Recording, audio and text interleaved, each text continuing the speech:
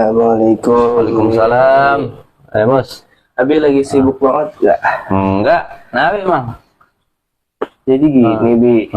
Tadi teman-teman aku pada omongin kita tuh dalam pemahaman akidah dan ibadah udah cukup balik ke Al-Quran dan hadis. Nggak usah ikut-ikut ulama, nggak usah pakai mazhab. Kata mereka ini syariat Islam mudah, simpel.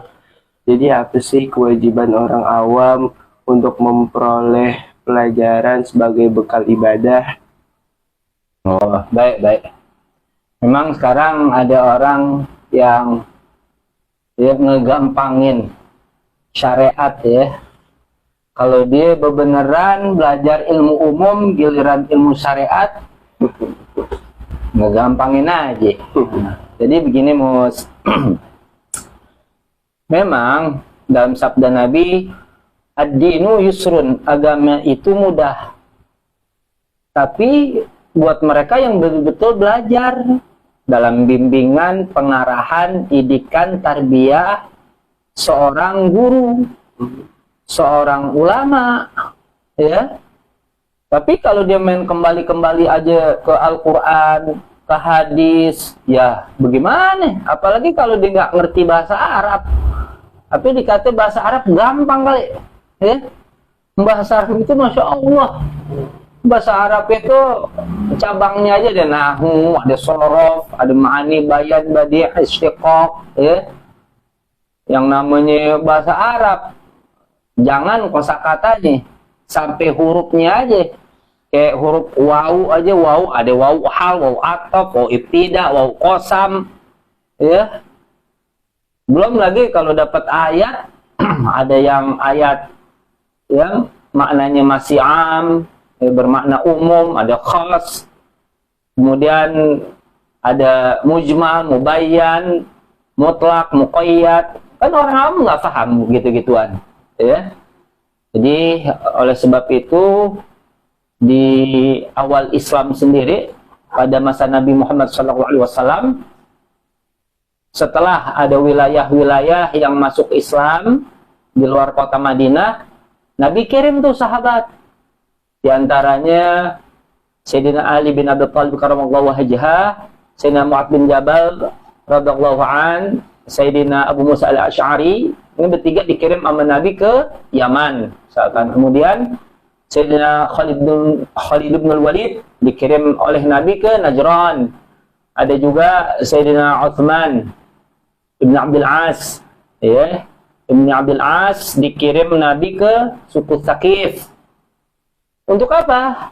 Ya, untuk menjelaskan, merincikan, menerangkan Al-Quran dan hadis-hadis Nabi kepada orang-orang yang baru mempelajari Islam, ya.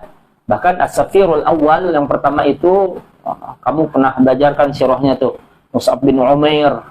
Itu luar biasa kecerdasan beliau, Mus'ab bin Umair. Jadi yang disebut dengan nggak mau ikut ulama, berarti dia menentang Al-Quran. Ada ayat Al-Quran, fas'alu ahla dzikri in kuntum la ta'lamun. Tuh, bertanyalah kepada ahlinya jika kalian tidak mengetahui. Ya. Kemudian nggak mau ikut mazhab. Ya gimana caranya? Ya. Kenapa? Karena memang sepakat ulama ahlu sunnah wal jamaah ini menetapkan udah 1000 tahun lebih sampai saat ini ada 4 madhab ahlu sunnah, ya, dimana yang pertama dibangun oleh Al-Imam Nu'man bin Thabit Abu Hanifah, Imam Hanafi, ya, madhab Hanafi. Beliau lahir tahun 80 Hijriah. Kemudian ada Imam Malik bin Anas, lahir 93 Hijriah. Ada Imam Asy-Syafi'i, imam kita, imam madhab kita, lahir 150 Hijriah. Kemudian Al-Imam Ahmad bin Hanbal, ya, lahir 164 Hijriah. Artinya keempat mujtahid ini baru 100 tahun jaraknya dari Nabi, kurang lebih. Mereka berada pada generasi tabaqah atba'ut tabi'in.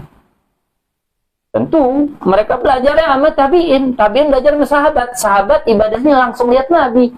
Nah, itu di 1000 tahun lebih. Bagaimana mungkin? Kalau orang tidak mau mengikut daripada mazhab, apakah mereka lebih hebat, lebih pintar, lebih paham tentang ilmu syariat daripada Imam Mujtahid yang 4 tadi? Nah, begitu. Ya. Jadi, memang banyak ya, sampai-sampai Syekh Al-Maghfurlah, Syahidul Mimbar, Syekh Muhammad Sa'id Ramadan Al-Buti ada susun kitab bagus sekali, Al-Madhhabi Akhtar Bidah Tuhadid wa Syari'at Al-Islamiyah. Ini judul bukunya. Tidak bermazhab adalah bid'ah yang paling membahayakan, yang dapat menghancurkan syariat Islam. Kenapa? Kalau dia nggak bermazhab, dia nggak ikut ulama, dia nggak ikut imam mujtahid, dia bikin mazhab sendiri, baca Al-Quran, ngamalin sendiri. Inna lillahi wa inna ilaihi raji'un. Ya, jadi gambarannya ya, ada seorang yang ahli kedokteran, dokter ahli jantung, ya, dokter ahli jantung, sekolahnya aja belasan tahun, belum diperdalam lagi masalah ilmu tentang jantung, prakteknya udah 20 tahun, ya taruhlah 35 tahun sampai 40 tahun dia belajar cuman masalah jantung doang. Ini gambarannya. Hebat keilmuan kedokterannya. Ada orang awam nggak ngerti kedokteran. Ini orang awam dalam masa kedokteran, dadanya deg-degan.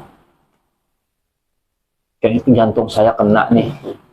Akhirnya orang pergi ke Senen, beli buku bekas di Senen tentang jantung, dibaca-baca. Wah, bener.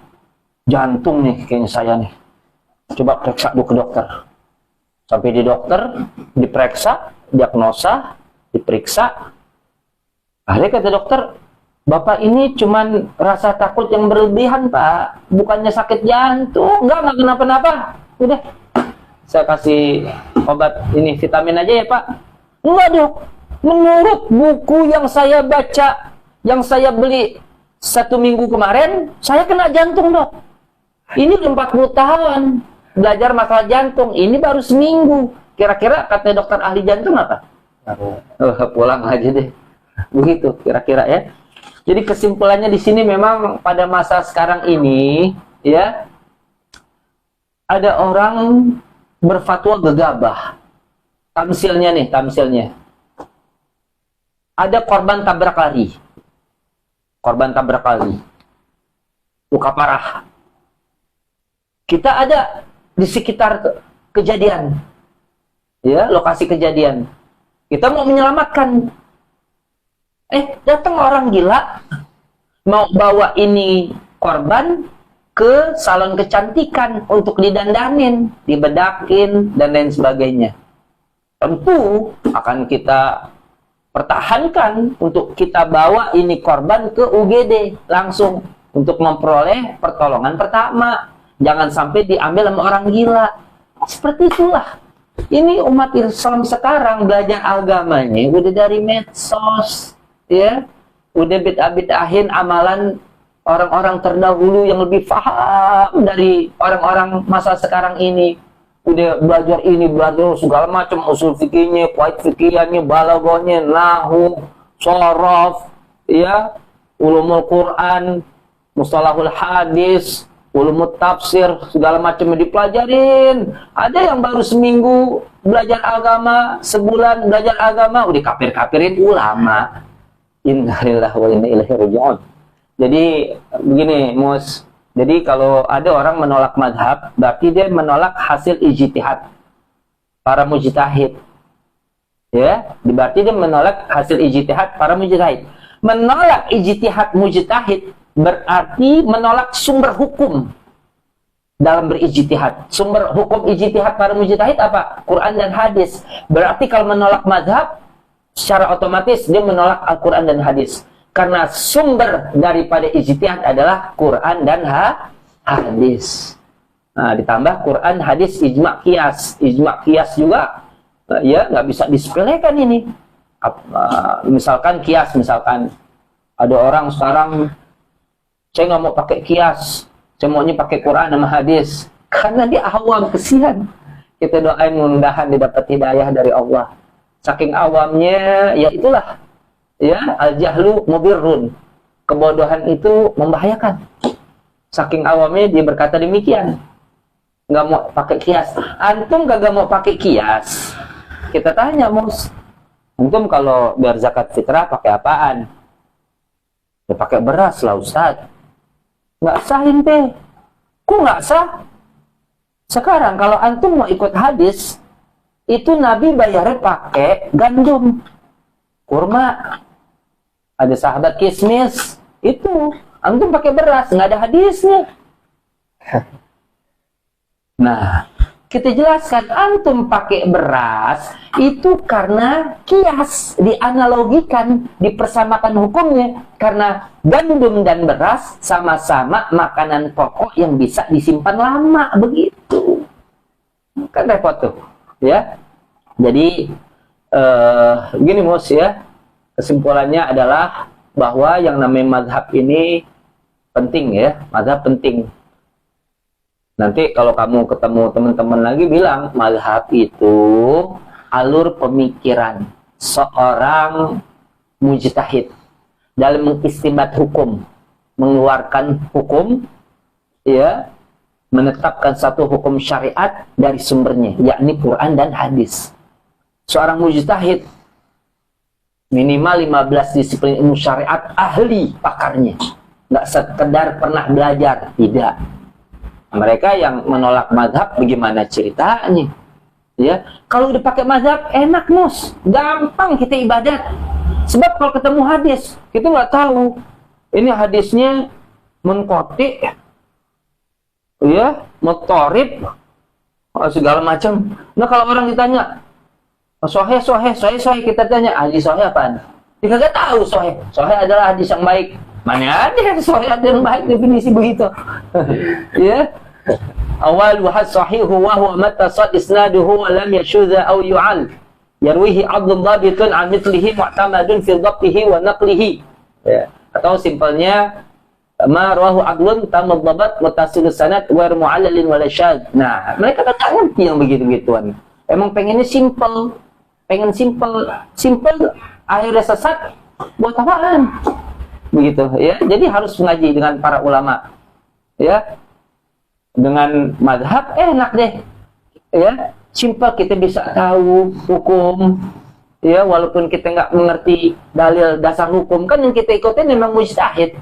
Nah, kita awam nggak mempelajari sambil kita mempelajari, ya, dalil yang diberikan. Oh, yang pertama bisa ibadat aja dulu, begitu. Nah, kayak seperti yang kamu pernah hafalin tuh, matan takrib, ya, masalah kitab sholat.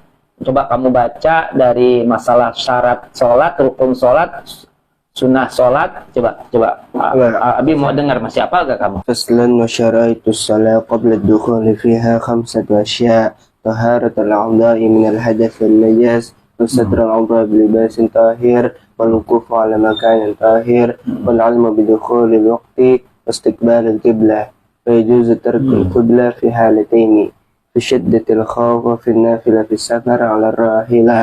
فصل وأركان الصلاة 18 ركنا النية والقيام مع القدرة وتكبيرة الإحرام وقراءة الفاتحة وبسم الله الرحمن الرحيم آية منها والركوع والطمأنينة فيه والرفع والاعتدال والطمأنينة فيه والسجود والطمأنينة فيه والجلوس بين سجدتين والطمأنينة فيه والجلوس الأخير والتشهد فيه والصلاة على النبي صلى الله عليه وسلم فيه والتسليمة الأولى ونية الخروج من الصلاة وترتيب الأركان على ما ذكرناه وسنانها قبل الدخول فيها شيئان الأذان والإقامة وبعد الدخول فيها شيئان التشهد الأول والقنوت في الصبح وفي الوتر في النصف الثاني من شهر رمضان وهيئات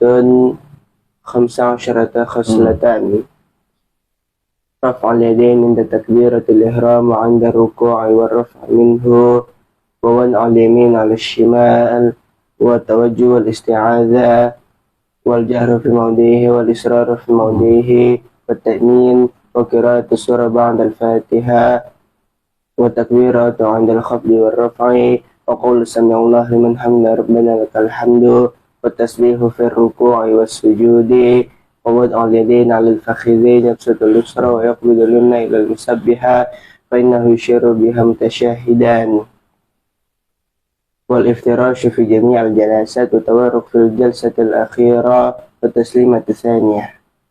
Alhamdulillah. Nah, masih hafal kamu. Ya, itu